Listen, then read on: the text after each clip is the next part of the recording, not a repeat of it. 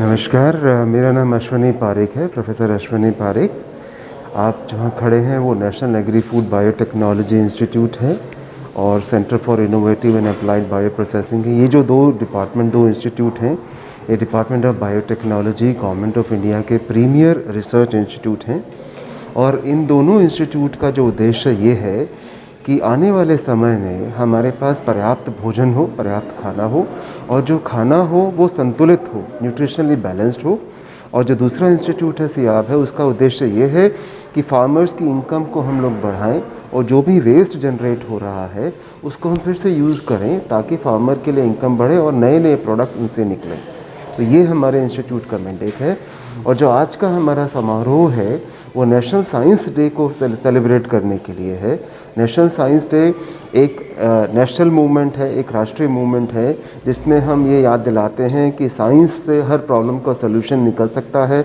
और अगर हम साइंस को कंटिन्यू करते हैं तो आने वाले समय में भी हम नए नए चैलेंजेस को एड्रेस कर पाएंगे, नई नई प्रॉब्लम्स को सॉल्व कर पाएंगे, चाहे वो एग्रीकल्चर की हो, चाहे वो हेल्थ की हो, चाहे वो स्पेस की हो, चाहे वो सैटेलाइट की हो, चाहे वो कम्युनिकेशन की हो। तो साइंस से ही सोल्यूशन निकलेगा।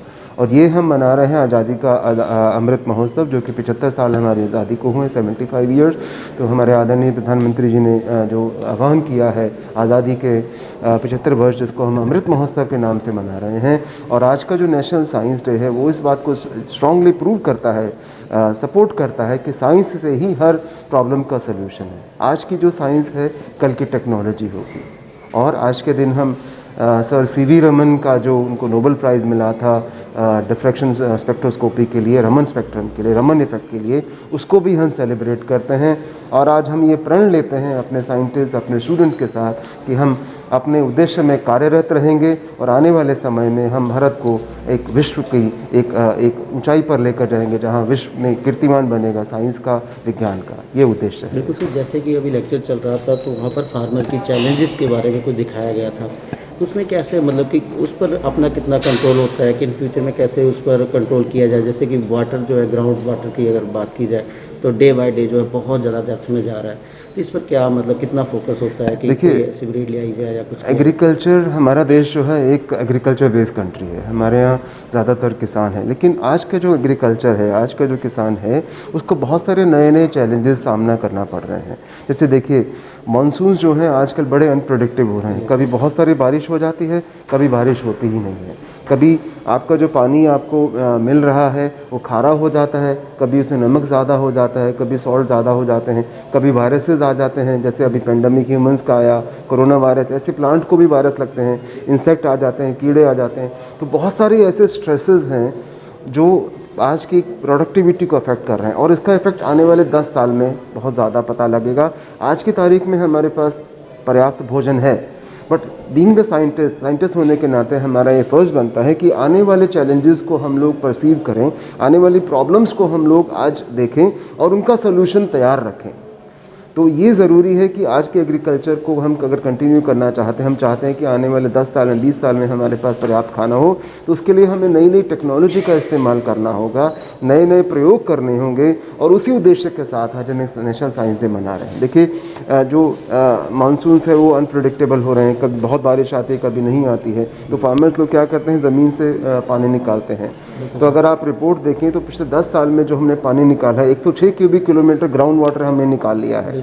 और वो ज़्यादा प्रॉब्लम है राजस्थान, यूपी, हरियाणा, जिसको हम फूड बास्केट कहते हैं। पंजाब में भी पंजाब की प्रॉब्लम है, जिसको हम फूड बास्केट के नाम से जानते हैं। तो आने वाले टाइम में अगर पानी ही नहीं रहेगा तो खेती कैसे होगी। और दूसरी एक जो प्रॉब्लम ये है कि आज का जो फार्मर है वो ये नहीं चाहता कि उसका बेटा या बेटी फार्मिंग करे, क्योंकि फार्मिंग में आपको रिटर्न ऑफ इन्वेस्टमेंट नहीं होता, इतना प्रॉफिट नहीं होता है। आप जितना लोन लेके बीज लेते हैं, लोन लेके बाकी चीज़ें करते हैं, उतना प्रॉफिट नहीं हो पाता है। तो फार्मर कभी भी नहीं चाहता कि उसका बेटा बेटी फार्मिंग करे, वो चाहता है उसका बेटा डॉक्टर बने, इंजीनियर बने। अगर आप एक अनुमान लगाएं सरकार का, तो पिछले 10 साल में 4,432 किसानों ने फार्मिंग को डिसकंटिन्यू किया है। मतलब उन्होंने फार्मिंग को छोड़ दिया, या तो ज़मीन बेच दी है या फिर वहाँ बिल्डिंग्स खड़ी हो गई हैं, अर्बनाइजेशन हो गया है। तो अगर फार्मर ही नहीं रहेंगे तो खेती कौन करेगा। कि ज़रूरत ना पड़े या गेहूं की कम ज़रूरत पड़े। हर एक प्रोडक्ट में गेहूं की ज़रूरत है, जैसे हम कुछ देखिए नेक्स्ट देखना जहाँ तक गेहूँ और चावल की बात है, ये दो धान ऐसे हैं जो हमारी लाइफ लाइन है। कुछ कंट्रीज़ में गेहूँ ज़्यादा खाया जाता है, कुछ कंट्रीज़ में धान ज़्यादा खाया जाता है। तो ये जो आप बात कर रहे हैं कि गेहूं की ज़रूरत ना पड़े, तो आने वाले समय में गेहूं नहीं खाएंगे तो आप कॉर्न खाएंगे, कॉर्न नहीं खाएंगे तो आप राइस खाएंगे। तो कुछ ना कुछ तो आपको कार्बोहाइड्रेट सोर्स चाहिएगा ही चाहिएगा, कुछ ना कुछ प्रोटीन सोर्स चाहिएगा ही चाहिएगा। तो या तो आप गेहूं खाइए, या फिर धान खाइए, या फिर मक्का खाइए। तो डिपेंडिंग ऑन द कंट्री, उनकी प्रोडक्टिविटी, उनकी ईटिंग हैबिट, हर कंट्री का अलग लॉजिक। हिंदुस्तान में वीट को ज़्यादा खाया जाता है, आप साउथ में चले जाएंगे तो राइस ज़्यादा खाया जाता है। तो ये आपकी कल्चर है।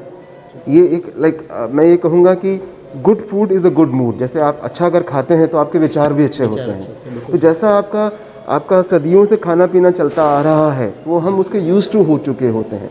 तो अगर हम उसी को कंटिन्यू करते हैं तो हम ज़्यादा अच्छा फील करते हैं और ज़्यादा अच्छे प्रोडक्टिविटी दे पाते हैं, ज़्यादा अच्छा हम काम कर पाते हैं, ज़्यादा अच्छा मूड होगा, ज़्यादा अच्छी हेल्थ होगी हमारी, और बीमारियों से लड़ सकेंगे। तो हमारी हमारे जो संस्कार हैं, जो हमारी फूड हैबिट्स हैं, उनको कंटिन्यू रखना बहुत ज़रूरी है। और मुझे नहीं लगता कि हमें कोई गेहूं का विकल्प सोचना चाहिए इस बारे में।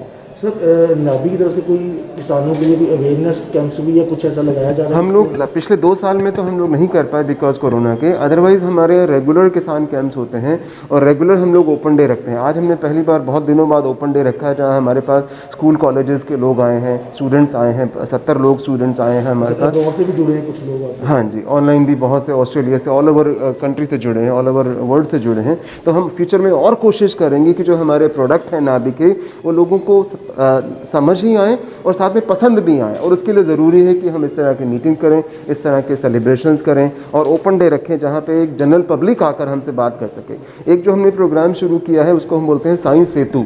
सेतु एक होता है एक तरह का ब्रिज। तो जैसे यहाँ पे हाई एंड रिसर्च हो रही है, लेकिन जो कॉलेज के और स्कूल के बच्चे हैं उनको नहीं मालूम कि क्या हो रहा है।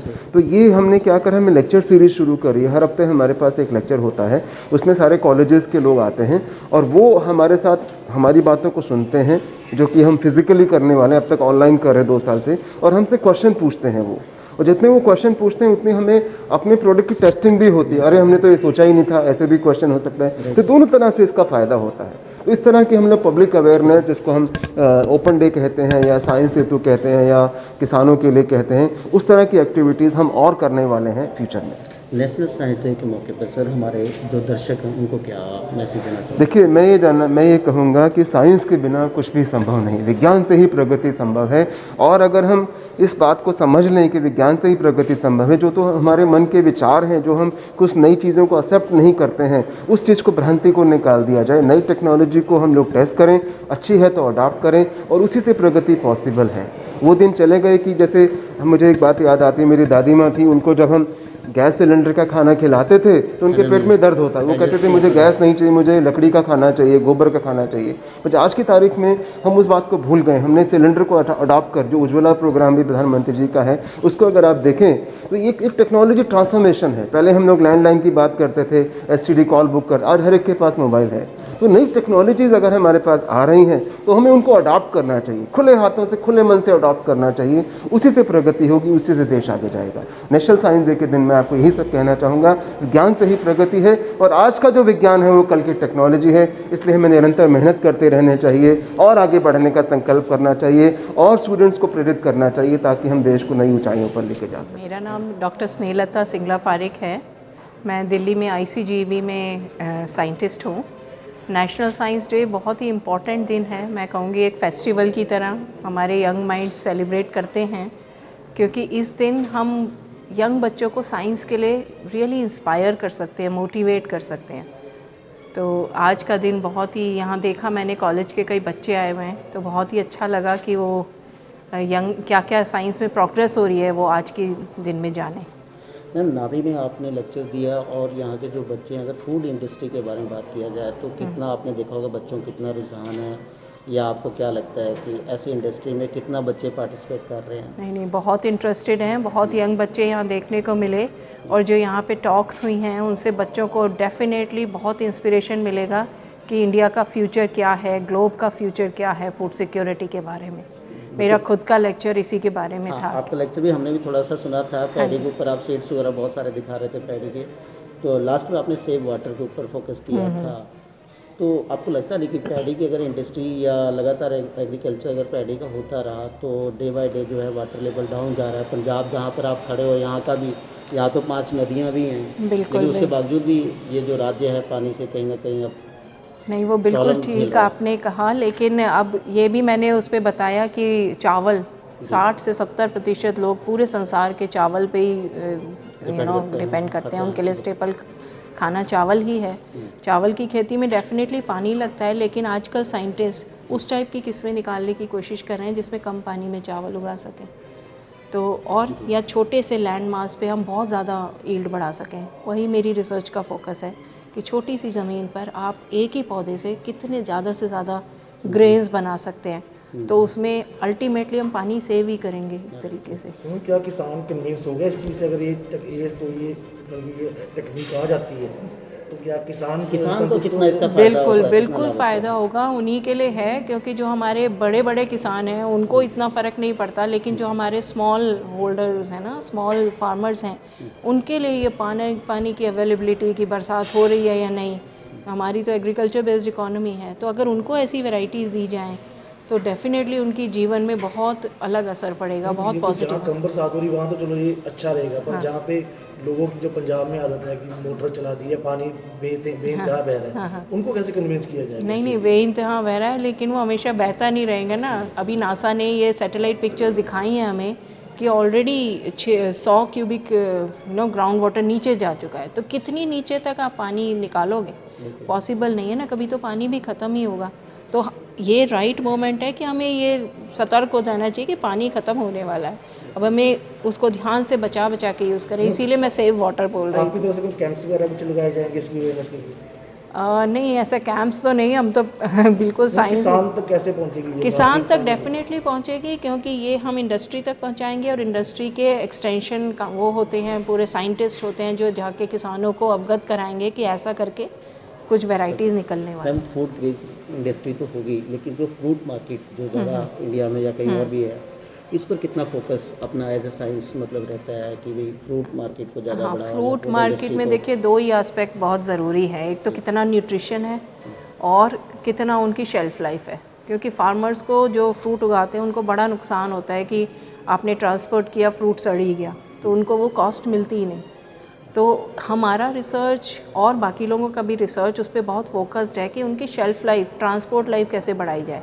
दूसरी चीज़ बहुत इंपॉर्टेंट कि उनका न्यूट्रिशन और कैसे इम्प्रूव किया जाए।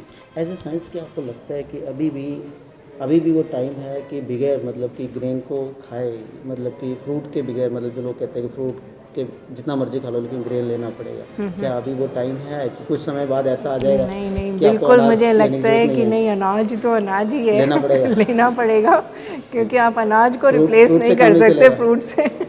फ्रूट से काम नहीं चलेगा। फ्रूट से कैसे काम चलेगा? फ्रूट में अपना न्यूट्रिशंस हैं, बट अनाज में जो कार्बोहाइड्रेट्स होते हैं वही मेनली आपको एनर्जी देते हैं। फ्रूट्स में आपको बाकी सारी चीज़ें मिलेंगी, वाइटामिन मिनरल्स हो गए, लेकिन जो आपको एनर्जी के लिए, हाई एनर्जी के लिए चाहिए, वो मुझे लगता है अनाज से ही ज़रूरी है। हमारे चैनल के द्वारा आप जो है नेशनल साइंस डे पर दर्शकों को क्या संदेश देना चाहते हैं? मैं दर्शकों को यही संदेश देना चाहती हूँ कि ये बहुत राइट मोमेंट है कि हमें जो हमारे नेचुरल रिसोर्सेज हैं, जैसे हमारी मिट्टी हो गई, हमारा पानी हो गया, हमारा पर्यावरण हो गया, उसको बहुत कंजर्व करें। उसमें छोटा छोटा कंट्रीब्यूशन भी बहुत बड़ा, कहते हैं ना बूंद बूंद करके मटका भरता है, उसी तरीके हमारा हर इंसान, हर सिटीज़न का फ़र्ज है कि छोटा छोटा उसके प्रति जहाँ भी जो कंजर्वेशन, इवन इलेक्ट्रिसिटी, छोटी छोटी चीज़ हम कंजर्व करेंगे तो आज नहीं, कल नहीं, लेकिन परसों हमें उसका नतीजा पॉजिटिव ज़रूर नज़र आएगा। रिसर्चर्स तो हम लगे ही में अपनी कंट्रीब्यूशन करने में, बेहतर किस्में बनाने में, लेकिन हम सबका ये फ़र्ज है जो रिसर्चर्स नहीं हैं कि वो भी देश के प्रति कुछ ना कुछ कंट्रीब्यूट करें। Thank you.